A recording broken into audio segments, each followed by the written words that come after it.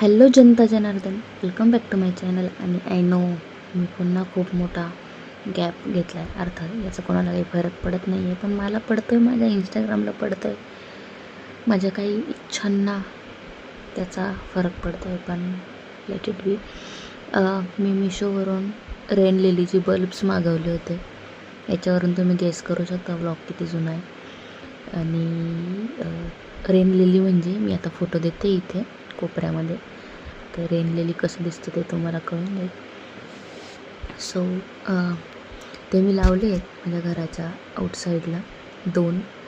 आणि बघू काही दिवसात त्यांना फूल येतं की नाही ते आपल्याला समजेलच. आणि ते फूल कसं येतं ते पण बघूया. ॲक्च्युली ते सगळे मिक्स कलरचे आहेत, त्याच्यामध्ये व्हाईट, येल्लो, पिंक असे सगळे आहेत. सो बघू ते कसे येतात. आणि आता सध्या हे 2 मी लावलेले आहेत बेसिक, पुढे जाऊन समजेलच. हे 2 आल्यानंतर मग बाकीचे मी लावते, हळूहळू प्लांट करते. त्यांना एकदा प्लांट केलं की त्यांचं वर्षभर काही टेन्शन नसतं, फक्त पाणी वगैरे द्यायचं असतं, थोडंफार काही खत द्यायचं, ते आप येऊन जातात. आल्यानंतर फूल सुकल्यानंतर त्याला बियासुद्धा येतात ब्लॅक कलरच्या. बऱ्याच लोकांनी त्या बघितल्या असतील, बऱ्याच लोकांनी नसतीलही बघितल्या. आणि let's see how it turns out. Okay.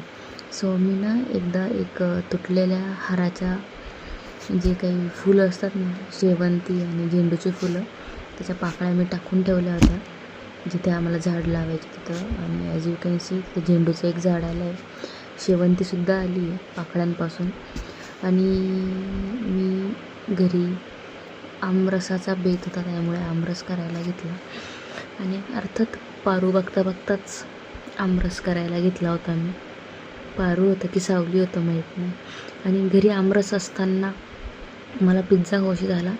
So me college रोडला गेले ते पिझ्झा खायला. किती महाभाग आहे मी, म्हणजे महान एकदमच.